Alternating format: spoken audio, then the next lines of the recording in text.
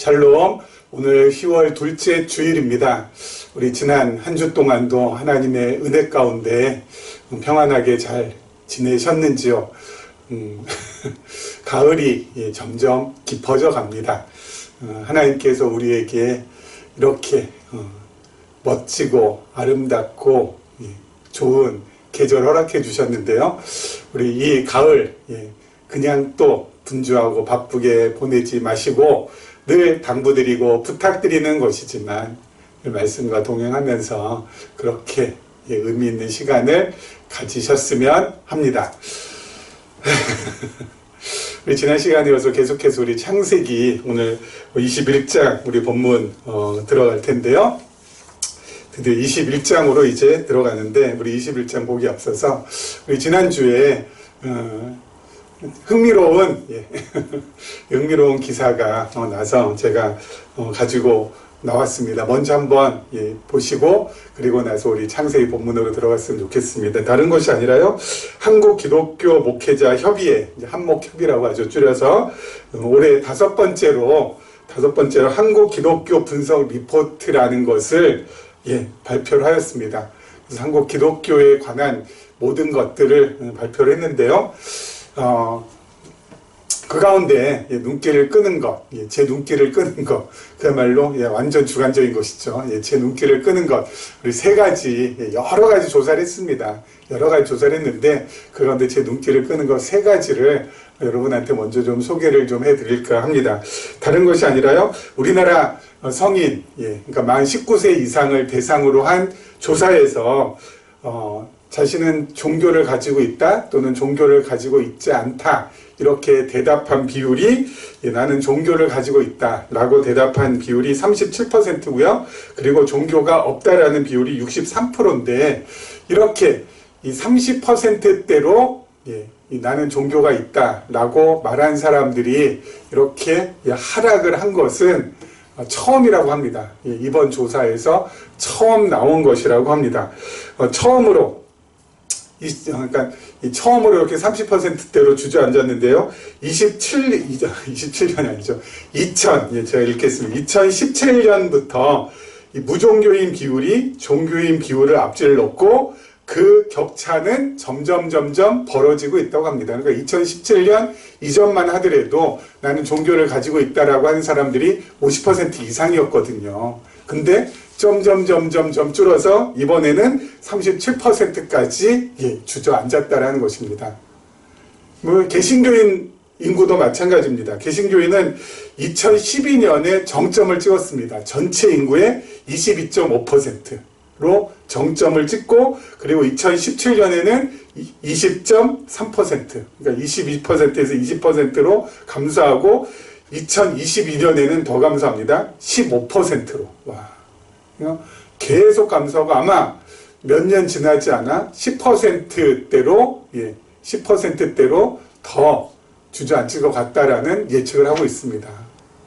사람들이 갈수록 어때요? 탈종교화되고 있다는 거죠. 종교 그렇게까지 흥미 있지 않다. 특히 개신교 같은 경우에는 그것이 더 심각해서 다른 어떤 종교보다도 그 하락세가 가파르다라는 것입니다.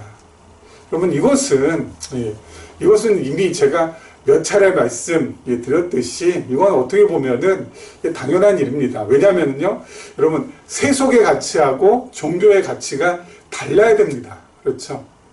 이 세속과 종교가 세속의 가치와 종교의 가치가 있으면 그렇죠? 세속적 가치와 종교적 가치가 있으면 종교적 가치가 뛰어나면은 어떻습니까? 세속적 가치보다는 훨씬 더 어때요? 이 종교적인 가치, 종교가 추구하는 이 이상이 훨씬 더 이게 탁월하면은 사람들이 어때요? 이게 뭔가 이게 다른 거잖아요. 뭔가 이게 좀 다르기 때문에 여기에 대해서 어때요? 흥미를 가지고 있고 뭔가 호기심도 좀 가지고 있고 저런 종교는 어떨까라고 접근할 수가 있겠습니다만은 그게 아니라 세속적 가치하고 지금 종교적 가치는 어때요? 거의 같습니다. 이거나 같습니다. 그럼 세속적 가치, 세속적 가치 하면은 이렇게 엄청나고 대단할 것 같지만, 여러분, 저는 좀 쉽게 얘기하면요. 세속적 가치는 더더더입니다. 예, 더더. TH 영어가 아니라 한글입니다. 더. 뭐가 더일까요? 더 많이 가지자는 거. 그리고 더 높이 올라가자는 거. 그리고 더 오래 살아보자는 거. 그렇죠? 더. 이게 세속적 가치 아닙니까? 더 많이 가지기 위해서 수단과 방법 가리지 않고 그냥 치열한 경쟁을 통해서 더 많이 가져야 되고 더 높이 올라가야 되는 것도 맞습니다. 마찬가지 아닙니까? 이 권력을 잡기 위해서, 이 힘을 가지기 위해서 더 높이 올라가자라는 것이고, 그리고 더 오랫동안 살아보자, 더 오랫동안. 예? 진시황이 불로초 찾으러 그렇게 헤맸던 것처럼, 예? 이 세상에서도 어때요? 이 불로초를 찾기 위해서 내가 더 오래 살려고. 하루라도 더 오래 살아보려고. 그렇죠? 더. 그렇죠? 이게 세속적 가치인데, 여러분, 종교의 가치도 어때요? 세속적 가치하고 다를 바가 없습니다. 늘 말씀드린 것처럼 이 세속적 가치를 어때요? 정당화시켜주고 합리화시켜줍니다. 그래서 더 많이 가져야 됩니다. 더 높이 올라가야 됩니다. 예? 더 오래 살아야 됩니다. 예? 그것이 종교의 가치가 되어버렸잖아요. 그렇기 때문에 요즘처럼 스마트한 사람들은 어때요? 아니 또 다를 바가 없으니까 흥미도 못 느끼고 호기심도 못 느끼고 접근할 필요도 없고, 왜요? 난 여기에서 스스로 혼자 한다는 겁니다. 종교의 힘을 빌리지 않고, 나는 종교의 힘을 빌리지 않고 더 높이 올라가고 더 많이 가지고 더 오래 살다는 겁니다. 스스로의 힘으로. 굳이 여기 가봤자 어때요? 예? 여기 가봤자 시간만 더 많이 들고, 그리고 비용도 더 많이 들고. 그러니까 이쪽에 있는 겁니다. 그렇죠? 그러니까 탈종교화가 되는 거예요. 원래 종교라는 건 제가 늘 말씀드린 것처럼 이 종자가, 이 종견제, 이 종자가 마루 종자거든요. 산마루, 산꼭대기. 그러니까 엄청나게 이 수준이 높은 가르침을 교니까 수준 높은 가르침. 그러니까 이 세속의 가르침하고는 좀 달라야 되는데, 예? 다를 게 아니라 이게 훨씬 더 어때요? 우월하고 탁월해야 되는데 그게 없어졌으니까. 예? 그게 없어졌으니까 점점 탈종교화 되는 겁니다. 그게 안타깝게 그지없죠. 근데 계시의 관점에서 우리는 어때요? 이거예요. 우리 성경 공부할 때도 기독교 가치관에 대해서 저희가 함께 공부했었는데, 여러분, 이 기독교 가치관은 이 세속적 가치관 그 이상을, 세속적 가치관을 훨씬 더, 그렇죠? 차원이 완전히 다른 수준 높은 경지에 있는 가치입니다. 근데 그것을 모르고 그냥 여기에 그냥 어때요? 다 그냥 매몰되어 가지고 점점 사람들은 종교에 대한 관심을 잃어버리게 만들었습니다. 그렇죠? 자, 두 번째로 제가 눈길을 끈 것이 있었는데 바로 뭐냐면요, 개신교인들 가운데서 교회에 출석하지 않는 분들을 대상으로 조사했는데 왜 교회에 출석하지 않습니까? 라고 물어봤더니 가장 많이 나온 대답, 3명 중 1명꼴로 31%입니다. 바로 뭐냐면은 얼매이기 싫어서. 이거 진짜 이게 뭐라고 해야 되죠? 이거 진짜. 진짜 가슴에 비수를 꽂는, 그쵸?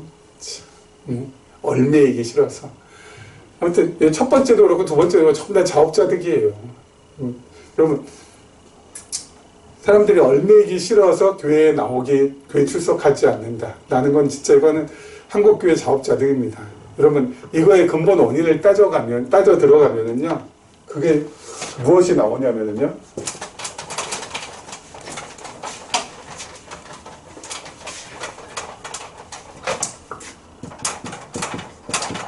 신학의 독점화가 근본 원인입니다.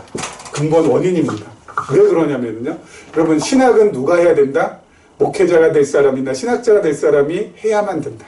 그리고 목회자 될 사람이나 또 신학대학원에서 또는 신학대학에서 교수 되실 분들은, 물론 그분들 전부 다 목사 안수를 받아야 되지만은, 자, 그런 분들은 어때요? 특별한 소명 있는 분들이다. 그래서 특별한 사람들만이 신학을 할 수 있는 것이다.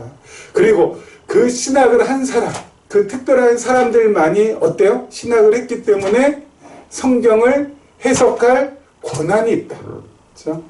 성경을 해석할 권한이 있다. 아무나 성경을 해석을 해서는 안 된다. 그들만이 성경을 해석할 권한이 있고, 여러분, 그러면 그들이 성경을 해석할 때 자기한테 유리하게 해석을 할까요? 자신들한테 불리하게 해석할까요? 뻔할 뻔치 아닙니까? 자신들한테 유리한 쪽으로 성경을 해석합니다. 자신들한테 유리한 쪽으로 해석하는 성경은 무엇이 될까요? 예, 율법주의. 여러분 이거 해야 됩니다. 저렇게 해서는 안 됩니다. 기복주의. 여러분 이렇게 해야지 복 받습니다. 그렇지 않으면은 하나님께서 벌 내리십니다. 이런 거 전부 다 뭐 어때요? 예, 다 목회자들 유리한 편에서 해석하는 거거든요. 그렇죠? 그러다 보니까 어때요? 교회에 출석하시는 분들을 얼매이게 만듭니다. 그렇죠? 그 두 어깨에 무거운 짐을 턱턱 얹어 놓는다고요. 그렇죠? 얼매이게 만들어요. 헌금 제대로 하셔야 됩니다. 그러면 교회에서 봉사 제대로 하셔야 됩니다. 이런 쪽으로 하지 않겠어요? 그러다 보니까 이 가슴 아픈 이런 조사 결과가 나오는 거 아니겠습니까? 그러면 여기에서 탈피하기 위해서는 어떻게 해야 돼요? 신학의 독점화를 깨야 돼요. 신학은 대중화가 돼야 됩니다. 여러분, 목회자 될 사람, 또는 뭐 신학 교수할 사람들만이 신학을 하는 것이 아니라 모든 성도들이 신학을 해야 됩니다. 그렇죠? 그리고 모든 성도들이 어때요? 예. 성경을 해석할 줄 알아야 됩니다. 그렇죠? 그래야 어때요? 얼매임에서부터 조금씩 글쎄요, 얼매임에서부터 그런다고 해서 벗어날 수 있을까라는 생각이 좀 들긴 하지만 그래도 지금보다는 상대적으로 덜 얼매이게 되죠. 왜냐하면은 가르친 자도 그리고 가르침을 받는 자도 성경을 해석할 수 있는 수준에 이른다면은 어때요? 함부로 어때요? 가르치지 못할 거란 말이에요. 그렇죠? 그렇기 때문에 어때요? 그렇기 때문에 신앙의 대중화가 여기서부터 이로부터 벗어날 수 있는 단초가 될 수 있는 것이고, 뭐 계시적인 관점에서는 제가 늘 말씀드려요. 저희는 성경 공부도 성경 공부 뭡니까? 7단계 성경과 해석이라고 해서 저희는 해석학도 공부합니다. 막 신학교에서 되지도 않는 말귀도 못 알아들 정도의 그렇게 현학적이고 알기 어려운 해석학이 아니라 우리는 누구나 쉽게 접근할 수 있는 해석. 그래서 성경과 해석이라고 7단계인가? 아마 제가 준비를 해놨는데 많은 분들은 듣지 않은 것 같은 생각이 듭니다. 그렇죠?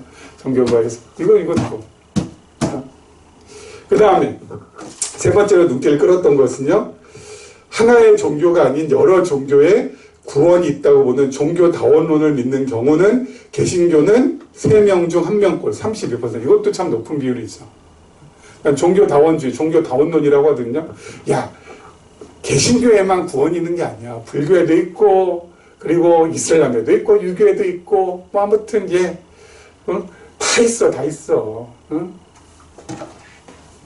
산에 이제 산 정상이 있다고 생각해봐라. 응? 이 산인데, 산의 정상에 올라가는 코스가 이렇게도 올라갈 수 있고, 이렇게도 올라갈 수 있고, 뒤돌아서 올라갈 수도 있고, 또 저쪽으로 올라갈 수도 있고, 동서남북으로 그렇게 올라갈 수 있지 않냐. 결국은 어때? 같은 자리, 같은 정상에 도달하는 거 아니야. 그런 것처럼, 개신교도, 뭐 불교도, 유교도, 이슬람교도 다 뭐야? 코스가 좀 다를 뿐이지 결국은 어때요? 여기서 다 만나. 이게 종교다원주의거든요. 여러분 현대인한테 너무 설득이 잘 돼요. 여러분 그렇지 않으세요? 서로 싸울 거 뭐 있냐? 내 것이 잘났다, 뭐 내 것이 우월하다. 싸울 필요가 뭐 있냐? 다 뭐야? 어차피 산꼭대기 정상으로 가는 것. 이건 다 똑같은 거야. 코스가 다른데 A 코스로 갈 수도 있고 B 코스로 갈 수도 있고 C 코스로 갈 수도 있는 거지. 능선 따라 올라갈 수도 있고 계곡 따라 올라갈 수도 있는 것이지. 이거 가지고 싸우지 말자 이거죠. 그럼 현대인들의 심금을 울리는 이 종교다운주의. 그래서 개신교인들 가운데서도 어때요? 3명 중에 1명 걸로 이 종교다원주의에 대해서 거부하지 않고 받아들인다는 거 아니겠습니까? 예? 여러분 이거 어떻게 해요? 이거 어떻게? 여러분 우리가 가는 길이 영원한 생명이 있는 곳이 산이었으면 얼마나 좋겠어요. 근데 우리는 어때요? 우리는 이 산이 아니죠. 우리는 하늘입니다. 하늘. 지구를 둘러싸고 있는 대기권, 이 하늘 너머에 우주의 하늘, 너머에 뭐예요? 영원한 하늘. 여기에 도달해야 되는 거거든요. 여기가 우리 지구라면은 여기에 이 영원한 하늘. 그렇죠? 그 다음에 여기가 지금 우리가 눈에 보이는 대기권이겠죠. 그리고 우주 밖에 있는 우주의 하늘이겠죠. 1층, 2층, 3층. 그래서 사도 바울이 어때요? 3층 천에 갔다 왔다고 하잖아요. 사도 바울은 하나님께서 계시를 해주시되 어때요? 3층 천까지 다 계시를 해주셨잖아요.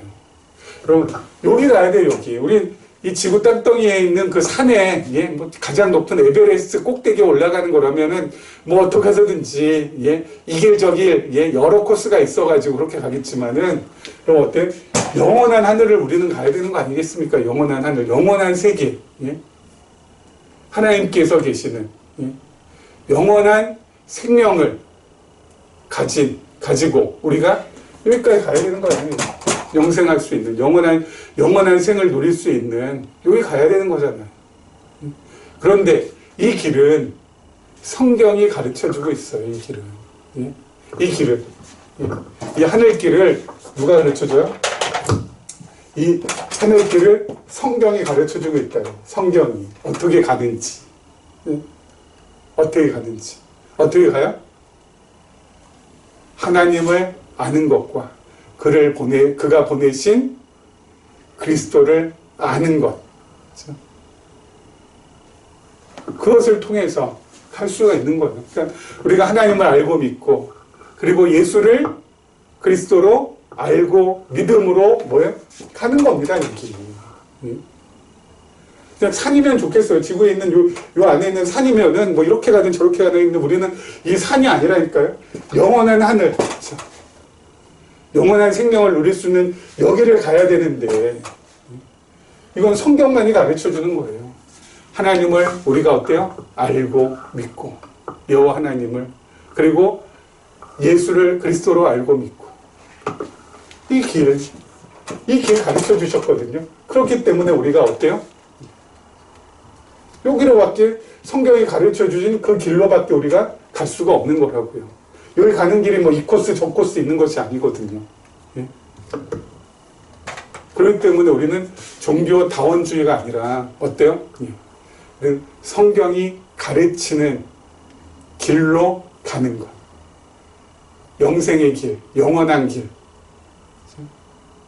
하나님을 알고 하나님을 여호와로 알고 믿고 그리고 예수를 그리스도로 알고 믿은 그 택한 자들만이 가는 길로 우리는 갈 뿐이지 우리가 뭐 이산저산 이렇게 어느 코스로 갈까?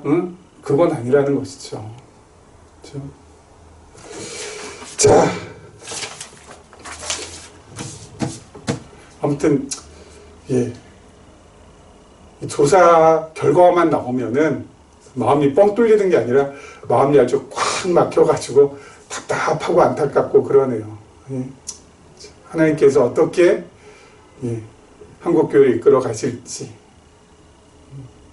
어떻게 또 우리를 인도해 가실지 아무튼 우리가 지켜보면서 점점 한 가지 확실한 것은 갈수록 어려워지고 힘들어지고 한국교회도 쇠락의 길을 걸을 수밖에 없구나.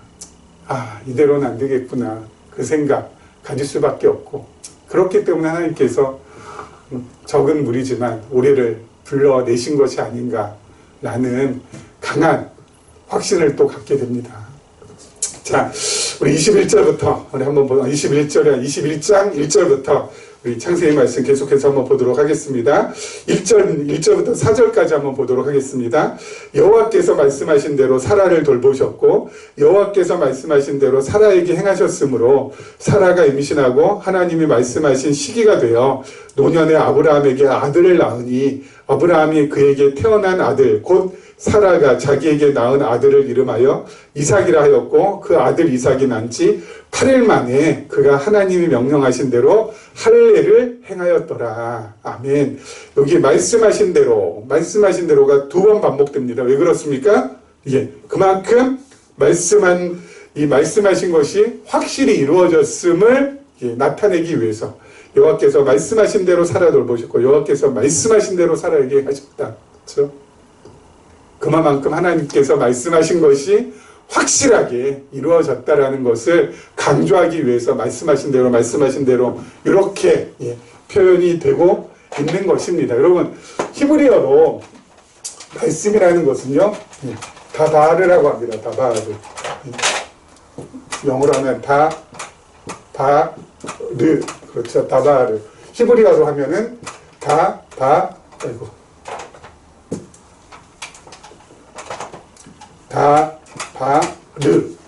아무튼 히브리어는 참 희한하죠. 자, 다바르입니다. 이게 말씀이라는 뜻인데 이 말씀이 다바르는 명사로는 말씀이지만 동사로도 사용이 됩니다. 동사는 행동하다는 겁니다. 그래서 여러분 이 다바르 하면은 말씀이라는 뜻도 있지만 행동하다는 뜻도 있습니다. 여러분 왜 그렇습니까? 하나님께서는 말씀하시면은 바로 뭐예요? 그것은 행하신다라는 것을 의미하기 때문에. 그렇죠? 하나님은 말씀하시면은 말씀하신 대로 행하신다라는 것입니다. 그렇죠? 근데 여러분 사람들은 그렇지 않잖아요. 사람들은 아무리 말해도 내가 이렇게 하겠다고 말해도 어때요? 능력이 모자라거나 주변 여건이나 환경이 안 되면은 할 수 없는 경우도 참 많지 않습니까? 하지만 하나님은 어때요? 말씀하시면 뭐야? 반드시 그 말씀대로 행하신다는 겁니다. 행하신다는 거. 그렇죠? 사람과는 전혀 다른 하나님이신 것이죠. 여러분 하나님께서 말씀하신 대로 하나님께서 말씀하신 것을 행하신다라는 것을 아주 강력하게 표현하는 표현법이 있습니다. 뭐냐면요, 앞으로 이루어지지 않은 것에 대해서는 우리는 어때요? 미래 시제를 사용하지 않습니까? 미래 동사, 그렇죠? 아직 이루어지지 않은 건 내가 내일 약속 장소로 갈 것이다. 그렇게 미래형이잖아, 미래. 그렇죠? 아직 이루어지지 않았기 때문에 미래 시제를 미래형 동사를 사용하는데 하나님께서는 과거형 동사를 사용하시는 경우가 있습니다. 아직 미래에 일어나지 않은 일임에도 불구하고 과거형 동사, 과거 시제를 사용하신다니까요. 너무 희한하지 않습니까? 예? 할 것이다 라고 해야 되는데 아니 아직 이루어지지 않았어요. 근데 하나님은 했었다. 했었다. 그렇죠? 이렇게 사용하신다고요. 대표적인 것이 이사야 53장 말씀. 그렇죠? 이사야 53장 말씀. 자, 제가 한번 읽어보죠. 이사야 53장 우리 잘 아는 말씀입니다. 3절에 보면 그는 멸시를 받아요. 그는 장차 오실 메시아 예수 그리스도죠. 그는 멸시를 받아 사람들에게 버림받았으며. 여러분 이사야는 예수님 오시기 700년 전에 기록된 말씀입니다. 예수님 오시기 700년 전에 기록됐는데 그러면 어떻게 해야 돼요? 그는 멸시를 받아 사람들에게 버림받을 것이며 이렇게 해야 되는데 버림받았으며 과거형이 강고를 많이 겪을 것이며가 아니라 겪었으며 질고를 아는 자라 마치 사람들이 그에게 얼굴을 가리는 것 같이 멸시를 당할 것이며가 아니라요. 우리도 그를 귀히 여기지 아니하였도다. 귀히 여기지 아니할 것이다가 아니라는 거죠. 다 과거형이에요. 그는 실로 우리의 즐거움을 지고 우리의 슬픔을 당하였거늘 당할 것이거늘이 아니라 당하였거늘 우리는 생각하기를 그는 징벌을 받아 하나님께 맞으며 고난을 당한다 하였노라. 아니 700년 전에 700년 전에 예수님 오시기 700년 전에 예수님 오셔서 이렇게 고난 당하실 것에 대해서 지금 뭐 하는 겁니까? 예언하는 거잖아요. 예언. 여러분 예언은 어때요? 앞으로 장차 있을 일에 대해서 말하는 거잖아요. 그렇다면은 당연히 시제는 미래 시제고 동사는 미래형 동사를 써야죠. 아니 앞으로 일어날 일에 대해서 당연히 예? 이건 상식 중에 상식 아니겠습니까? 근데 성경에는 어떻게 표현되어 있어요? 과거로 표현되어 있다니까요. 왜 과거로 표현되어 있을까요? 그만큼 확실하다. 뭐가? 앞으로 이 일이 이루어질 것이. 예수님께서 이 땅에 오셔서 고난받으실 것, 질고당하실 것, 우리에게 버림받으실 것, 우리에게 무시당하실 것, 그래서 우리를 위해서 죽으실 것이 너무나도 하나님 입장에서는 분명하고 확실한 것이기 때문에 미래가 아니라 뭐야? 과거를 쓴다니까요. 하나님 입장에서는 다 이미 이루어진 사건이라는 겁니다. 그렇죠? 다가르, 말씀, 행동하다. 말한 대로 하나님께서 말씀하신 대로 행하신다는 거예요. 그럼 이걸 누가 막을 수 있겠으며 누가 그것을 변개케 할 수 있겠어요? 그 누구도 없잖아요. 그러니까 하나님 말씀은 100%, 1000%, 10,000% 이루어질 거예요. 그렇게 분명하기 때문에 시제 구분이 없는 겁니다. 미래형, 과거형 뭐 구분이 없어요. 왜요? 반드시 이루어지는 거기 때문에. 여러분, 우리가 알고 믿고 섬길 하나님이 바로 이런 하나님이에요. 대단하지 않습니까? 그럼 우리에게도 하나님께서 그리스도의 나라를 갖다가 말씀해 주셨잖아요.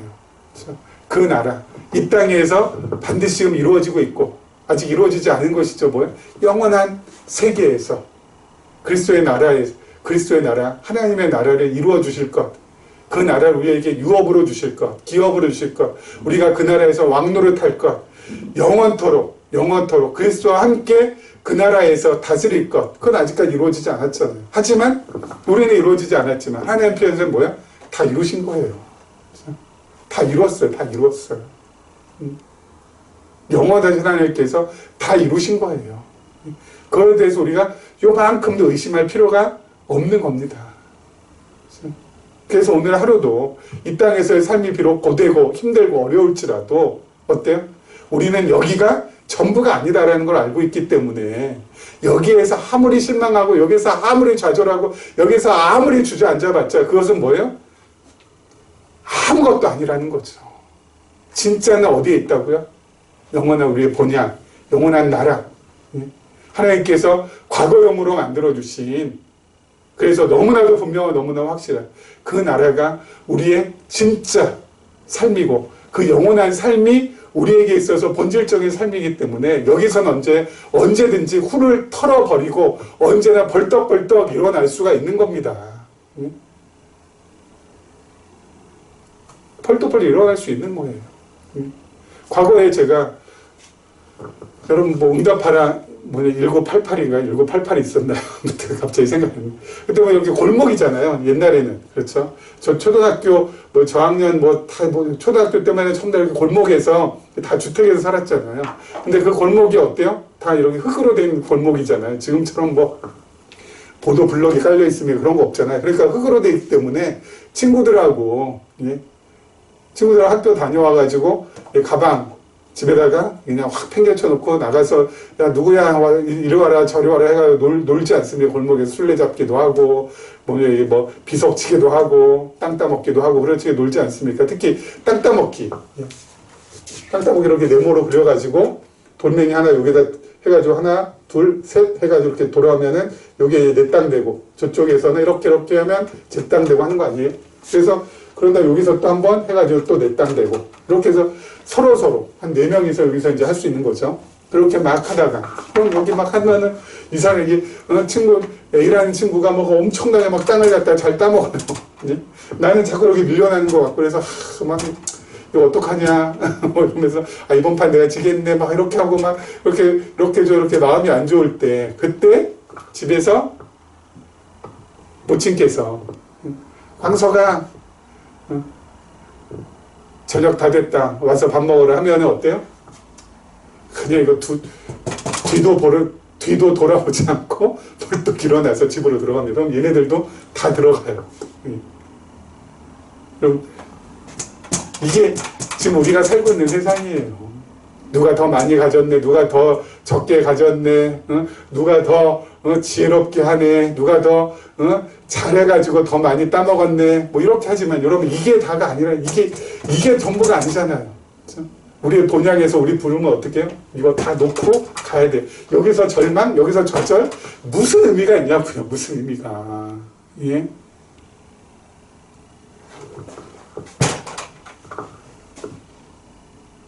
언제든지 후를 털어버리시면 됩니다.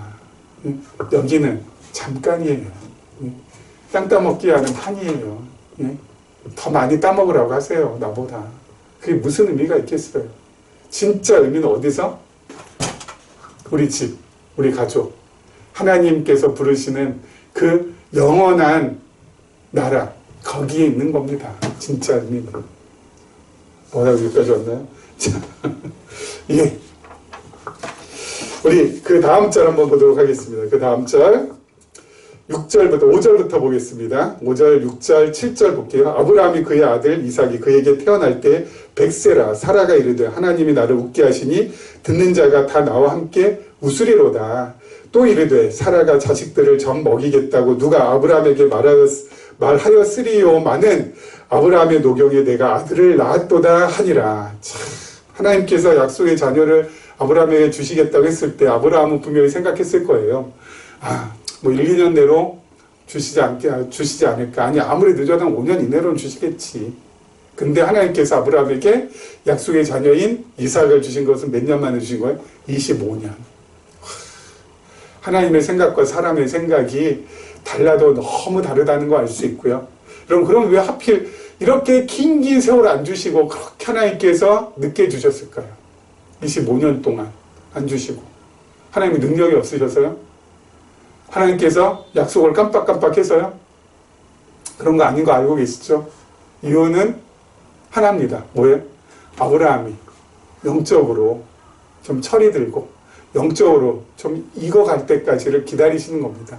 영적으로 철이 들고 영적으로 익어가게 하기 위해서 하나님께서 아브라함의 그 25년의 생애 동안에 어떻게 역사를 하십니까? 우여곡절 겪게 하십니다. 실패와 좌절 맛보게 하십니다. 삶이 너무 힘들어 주저앉게도 하십니다. 그렇죠? 왜요? 그런 과정을 거쳐야지만 영적으로 철이 들고 영적으로 익어갈 수가 있거든요. 하나님을 더욱더 의지하고 가까이 할 수가 있거든요. 그래서 우리의 삶 속에서 늘 우여곡절이 있고 실패와 좌절이 있는 것은 하나님께서 나를 영적으로 익어갈 수 있도록 철이 들 수 있도록 하기 위해서 하나님께서 그렇게 나를 어때요? 이끌어 가시는 겁니다. 아브라함이 그렇게 어때요? 예, 하나님의 인도함을 받았어요. 그리고 나서 어때요? 드디어 아들 이삭이 100세에 태어났습니다. 그 약속의 자녀가 태어났습니다. 그거를 보면서 어때요? 아브라함이 확 바뀝니다. 믿음이 확 커집니다. 25년 동안 하나님께서 아브라함을 갖다가 어때요? 기다리고 그리고 실패하고 실수하고 좌절 경험하게 하고 그래서 아브라함이 참 어때요? 우여곡절 많이 겪게 하시다가 하나님께서 아들 이삭을 100세에 딱 주시니까 아브라함이 완전히 그 눈이 열리고 귀가 열리고 그 믿음이 엄청나게 자랍니다. 그래서 나중에 이 다음에 가서 보면 어때요? 하나님께서 아들 이삭 바치라고 했을 때 아브라함이 두말하지 않고 그냥 모리아산으로 가서 이삭을 갖다가 하나님께 바치려고 합니다. 이후부터는 하나님께서 팥으로 메주를 쓴다고 해도 아마 아브라함은 다 믿었을 거예요. 참. 여러분 티핑 포인트라는 것이 있어요. 티핑 포인트.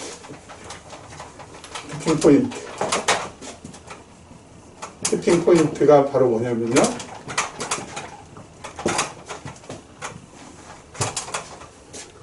이거 우리로 할게요. 페이스, 믿음이고 여기는 타임, 시간입니다.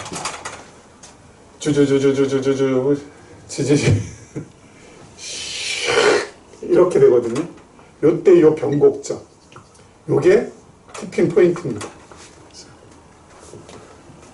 견디고 버티고 기다리고 하다 보면은 그걸 감당하다 보면 반드시 변곡점이 와서 이것은 급속하게 올라간다. 이게 티핑 포인트. 아브라함의 티핑 포인트는 뭐야? 이삭의 출생. 그럼 우리에게도 요 때가 있어요. 요 때가. 하나님께서 주시는 이 티핑 포인트가 되는 요 지점이 있다고요. 하나님 말씀을 계시의 관점에서 읽어보고 묵상해보고 질문해보고 그러면서 우리가 어때요? 켜켜이 말씀 우리 안에 쌓이고 하다 보면은 어느 시점에서 어때요? 확 쳐 올라갈 때가 있어요. 이거는 하나님께서 역사하시는 이 부분이 있다고요. 반드시 누구에게나. 그래서 믿음이 자라는 겁니다. 여기 올라가서 어때요? 이때도 어때요? 또 찌 하다가 확 또 옆으로. 이런 식으로 우리의 믿음은 성장의 과정을 거칩니다. 아브라함의 티핑 포인트 바로 여기였죠. 그렇죠? 우리한테도 하나님께서 요 변곡점을 반드시 우리 생에 여러 차례에 걸쳐서 주실 것이라고 저는 확신을 하고 있습니다. 자, 이전에 사라가 어때요? 웃었었죠. 하나님께서 약속하실 때 내년 이맘쯤에 아들 낳겠다니까 사라가 웃었습니다. 이 웃음 뭐예요? 비웃음이었잖아요. 비웃음. 그렇죠? 아니 내 나이가 얼만데 내 경수도 끊겨졌는데 무슨 아들을 낳느냐. 근데 하나님께서 이 비웃음을 찐웃음으로 바꿔주셨어요. 그렇죠? 진짜 웃음으로 바꿔주셨어요. 사라가 진짜 어때요? 기뻐서 웃습니다. 여러분, 이삭의 출생이 아브라함하고 사라가 이삭을 낳아서 늦은 나이에 그렇게 이삭을 얻어서 그렇게 기쁘구나. 아브라함하고 사라가 정말 기뻤겠구나라고만 생각하시면 안 됩니다. 왜요? 그 기쁨이 비단 아브라함과 사라만의 기쁨이 아니라 우리의 기쁨이라기도 해요. 왜요? 여러분, 하나님께서 이삭을 낳게 해주셨다는 것은 바로 무엇입니까? 하나님께서 우리 한 사람 한 사람을 반드시 구원하시겠다라는 강력한 의지의 표현이기도 하잖아요. 그렇죠? 우리를 구원하시고자 하는 하나님의 강력한 의지가 있다는 겁니다. 우리를 구원하시고자 하는 그런 의지가 없다면 낳을 수 있어요, 없어요? 없어요. 낳고가 안 돼요. 예? 아브라함이 이삭 낳고, 이삭이 야곱 낳고, 야곱이 유다를 낳고, 유다가 낳고. 여러분, 마태복음 1장 보면 낳고, 무슨 낳고가 이렇게 만나 하지만, 여러분, 그 낳고에는 우리를 구원하시고자 하는 하나님의 강력한 의지가 들어있다는 것을 우리가 발견해야 돼요. 왜요? 그렇게 낳고 하다가 결국은 예수 그리스도께서 이 땅에 오시잖아요. 우리를 구원하시기 위하여서. 그리고 그 낳고에는 또 뭐가 담겨 있어요? 나를 향한 하나님의 뜨거운 사랑이 그 안에 또 담겨 있잖아요. 나를 구원하시겠다고 하는 그 의지. 그건 바로 뭡니까? 나를 사랑하시기 때문에.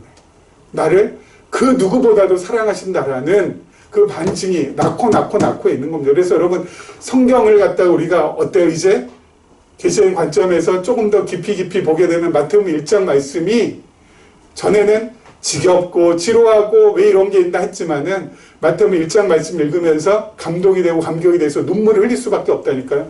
하나님께서 나를 이렇게 사랑하시는구나. 이 낳고. 이게 계속 이어지는 것을 보니까 하나님께서 나를 사랑하시는 것이 분명하구나. 그래서 감동이 되고 감격이 돼서 두 눈가에서 눈물이 맺힐 수밖에 없다니까요. 여러분, 그렇게 하나님의 사랑에 감동이 되고 감격이 된 사람, 그 사람이 이 세상 살아갈 때 어렵고 힘든 일 만난다고 해서 생을 포기하겠습니까? 그 하나님의 뜨거운 사랑이 마음에 용솟음 치는 사람이 자기 계획대로 무슨 일 안 됐다고 그렇게 짜증내고 불평하고 난 이 죽었네 하면서 나자빠지겠냐고요. 아니죠. 무슨 일을 만나든지 그 뜨거운 사랑을, 하나님의 사랑을 품은 사람은 그것을 어때요? 감당해내며 소화해내며 묵묵하게 하나님 바라보며 그 뜨거운 사랑에 휩싸여서 나아가는 것이죠. 우리가 그러한 삶을 왜 살 수가 없습니까?